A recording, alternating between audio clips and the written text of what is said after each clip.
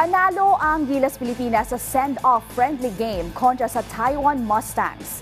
Bahagi ito ng kanilang paghahanda para sa FIBA Olympic Qualifying Tournament na arangkada mula July 2 hanggang 7 sa Riga, Latvia. Yan ang ulat ni Daryl Oclares.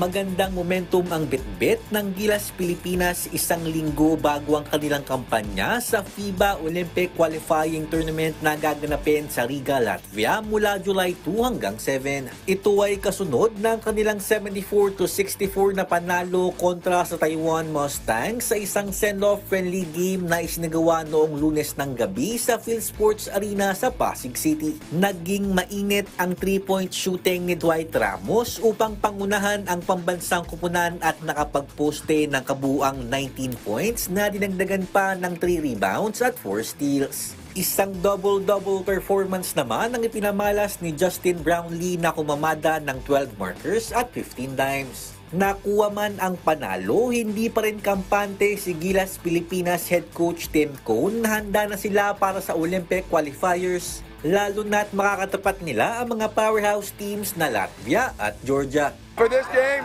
we weren't pretty. We got to be better, and we got to defend better. We got to play better. But again, this is just that's why we had it. That's why we had this game, so we can have a feel for where we are. We're not where we want to be yet, but we have time to get better. Malaki rin ang panghihinayang ni Cone na hindi makasama si Scottie Thompson dahil sa iniinda nitong back injury, pero kumpiyansa siya na kaya itong mapunan ng natitira niyang 11-man roster. We feel Dwight's capable. New is obviously very capable, and I'm really pleasantly surprised with CJ.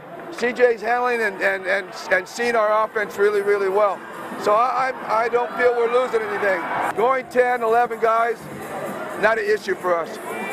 Matapos ang friendly game kontra sa Mustangs, alis na ng bansa ang Gilas Pilipinas para sa dalawa pang tune-up game kontra sa Turkey at Poland. Daryl Oclares para sa Pambansang TV sa Bagong Pilipinas.